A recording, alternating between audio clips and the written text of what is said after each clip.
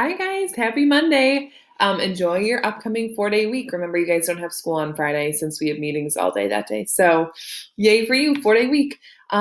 On this Monday, we are diving deeper into chapter 4. Chapter 4 is a very real world oriented chapter because we're looking at graphs, we're analyzing data. So this is a really important one that should stick with you for a while, okay, even after you graduate 8th grade. So today we're learning how to use scatter plots and trend lines to make predictions. Remember that trend line is just another word for line of best fit. So in terms of objectives, here's what you're going to be doing. Number one, you're going to be looking at a graph and you're going to say, all right, here's where the trend line is or the line of best fit. You're then going to use that trend line to help you find the slope and the y-intercept of the trend line. And then you're also going to use those equations to make predictions about the data. So let's take a look at slope-intercept form. And did I plan my outfit for this lesson? Yes, I did. Slope-intercept form! So remember that slope-intercept form is y equals mx plus b. M always represents our slope. B always represents our y-intercept. So if I gave you an equation like this, your slope would be 2 because that number is stuck to your x, and then 5 would be your y-intercept. Okay, so let's go ahead and dive right in. So these examples are very similar to what you're going to see in your assignment. So if I showed you this graph here and I asked you, what does the slope of the line below represent and what does the y-intercept represent? Let's pause really quick and see, what is this graph even talking about? Well, I see the title, it says balloon elevation, aka the height of a balloon. On the left here, we have altitude in feet. That just means how high the balloon is. And then here is time in minutes. So we're looking at as time is going on, how is that altitude changing? Okay, so we know that our balloon is starting here and it's going down as time goes on. So when we think about the slope, we think about how many feet the balloon descends per minute. Descend just means go down. So the slope of the graph really in the context means how many feet is this going down as every minute goes by. And then if I asked you where the y-intercept is, remember the y-intercept is where that line starts on your y-axis. So your y-intercept is actually right here. Okay, so if I asked you what that means in the context of the graph, the y-intercept is where that balloon starts. So this is the highest point right here. It started at what, like 480 feet, and then it goes down from there. So the slope was how many feet it's going down per minute, and then the y-intercept shows you where that balloon started, the starting altitude. And then let's look at this graph here. This is different. So notice that you're not given a title, so you only need to look at your axes titles to kind of get a full picture of what this graph is talking about. So the bottom here tells you that you're looking at temperature in degrees Fahrenheit, starting from 0 degrees all the way up to 100. And then the left here says number of smoothies purchased in thousands. So as that temperature is increasing, we're seeing the increase of smoothies as well. So the slope represents how many smoothies are sold per degree Fahrenheit. And okay, so the slope is telling you that as your degrees are increasing in Fahrenheit, you're looking at how many the smoothies increases as well in the thousands. And then your y-intercept is representing the number of smoothies that are sold at 0 degrees Fahrenheit. And let me show you in a different color where that is. So here's your y-intercept. So at 0 degrees, how many smoothies were sold? Okay, and then your slope is shown by this line going up here. That's your trend line saying, all right, as your temperature increases, your smoothies are also increasing by the thousands. So now, if I asked you to write an equation that represents the trend line, here's what you have to do.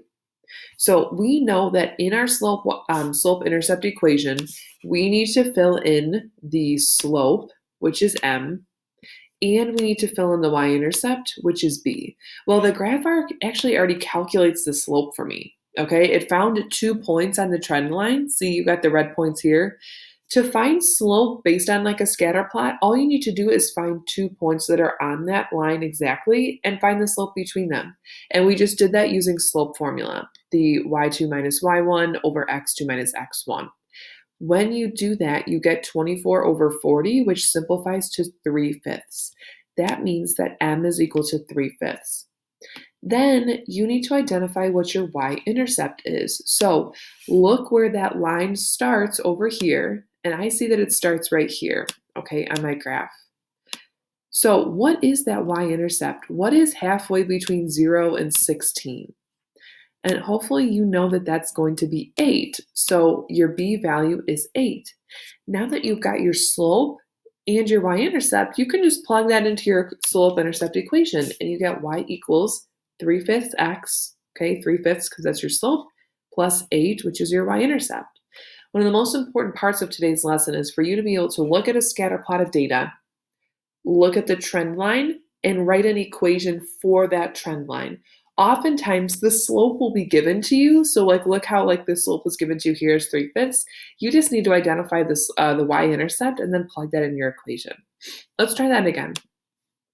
Okay, so here we go. This graph is talking about girls' heights at different ages. Remember that if you're talking about Miss LeBand's height, it would be like off the charts as a toddler. So for our equation, we need to find the slope and we need to find the y-intercept, okay? Because that fills in our y equals mx plus b. So to find our slope, we're going to use slope formula, and we just need to pick 2 points that are on the line. And if you look, I already identified those for you. This one is perfect at 235, and this one's perfect at 850.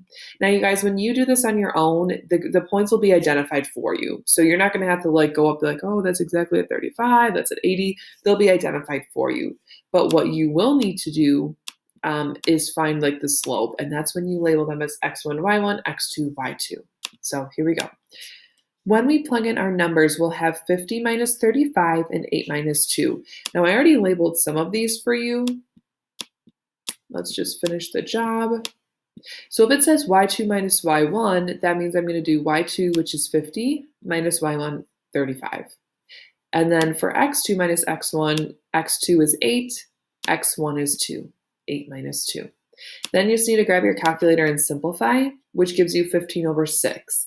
Remember that if you can simplify the fraction, you need to, okay? So to simplify this fraction, I know I could divide both of these by 3. 15 divided by 3 is 5. 6 divided by 3 is 2. So my slope value is 5 over 2. So we got that. Then after you've got your m value, which is slope, okay, we just calculated that. We know that. That's 5 over 2. What's the other part of the equation that we can look at to fill in? And I know I've said it a million times, and it's, ladies and gentlemen, it is on my shirt. Oh, over here. So it is our y-intercept, which is b. That is where your line starts here on the y-axis. So if you look at it, you can see that b is going to be 30, okay? That's where your line starts. Your y-intercept is going to be 30. So if you put those two components together, we know m is 5/2, we know b is 30. It's going to be y equals 5 over 2x plus 30. So again, ladies and gentlemen, you're looking at graphs, and I'm asking you to write an equation for the trend line, or this line of best fit. All you need to do is look at 2 points that are on that line, find the slope between them using slope formula, and then just look at where your graph starts for your y-intercept, and then plug both values into the equation. All right, here we are. So again, let's look at this graph, and can you write an equation in slope-intercept form, y equals mx plus b? If you look at the graph, the slope is already done for you, okay? Because if you kind of take a look here, we identified 2 points that were perfect right here and right here as those coordinate pairs, and we plugged it in our slope formula, and we got a slope of 2, which I know that that's going to be our m value.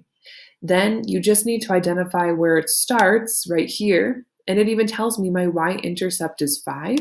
So my equation will be y equals 2x plus 5. 2 is my slope, 5 is my y-intercept. All right, this will be the last example that we look at, or second to last, sorry. Now, something that's going to be so important for you guys moving forward in your math classes is using these equations to make predictions about data. So if you know that the equation that represents this line for the graph is y equals 2x plus 5, we're looking at the number of souvenirs that are purchased versus the attendance of people that are there. Typically, the more people that go somewhere, the more things that are bought. That's like if you go to a concert. If you go to a concert and buy a t-shirt, well, if 100 people went to a concert, there'd probably be like 60 or 70 t-shirts sold. But if like tens of thousands went to a concert, think about how many more t-shirts would be sold. All you really need to do, you guys, when you're doing this is plug in the value that they're asking for X. So they want to know how many souvenirs would be purchased. So we're solving for Y if there were 60,000 people that went. So what I'm going to do is I'm going to take out my X and I'm going to plug in my 60. And then I'm just going to simplify. I know 2 times 60 is 120. 120 plus 5 is about 125,000. So when you're asked to make predictions about data, most often you just need to take out X and plug in the value that you're given. Let's look at that one more time before I talk about your assignment for today. So for this guy here, we are looking at a hiker's elevation in time and minutes. Essentially, the more time that passes, the higher the person can climb. This graph is represented by the equation y equals 8.21x plus 693. The 693 is over here where they started as their y-intercept, and they're climbing at 8.21 feet per minute. What they're asking you to do is take out the x and plug in 150 to find that like predicted elevation. So if I do that, So I take out my x and I plug in 150. You're going to have your calculator nearby just to go ahead and simplify. Okay, notice 8.21 times 150 is about 1,231.5. And here's what I would have. So my answer would be 1,924.5 feet. So here's what we covered today, you guys. We talked about slope-intercept form, and we know that equations in slope-intercept form have a slope, okay, that's the number stuck to x, and they have a y-intercept, which is your last number here. We can look at a trend line or an equation of best fit and write that equation. We can also identify what the slope would be and what the y-intercept would be.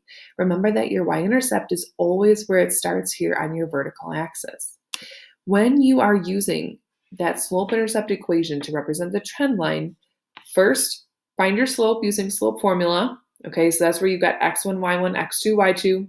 Plug it in, find your slope, and then you just need to go find your y-intercept and plug that in for b. You can also use those equations to make predictions for future data. So if I told you that the equation was 2x plus 5 and I wanted you to plug in 60 for x, all you have to do is take out x, plug in 60, and simplify. That's exactly what we did here too. We took out x and we plugged in 150 because that's what they asked us for. So just to make sure that you've got all of that done and you are assessing yourself within your lesson, your assignment for today is a Google Form lesson check-in. It's due tonight at 11:55. I believe on Schoology it's titled 511 Scatter Plot Google Form, if I remember correctly, but I linked it in the original post for this morning. So if you need anything or you have any questions, please ask me, but please try to do your very best. Start out this week on a very strong note. All right, see you later. Bye.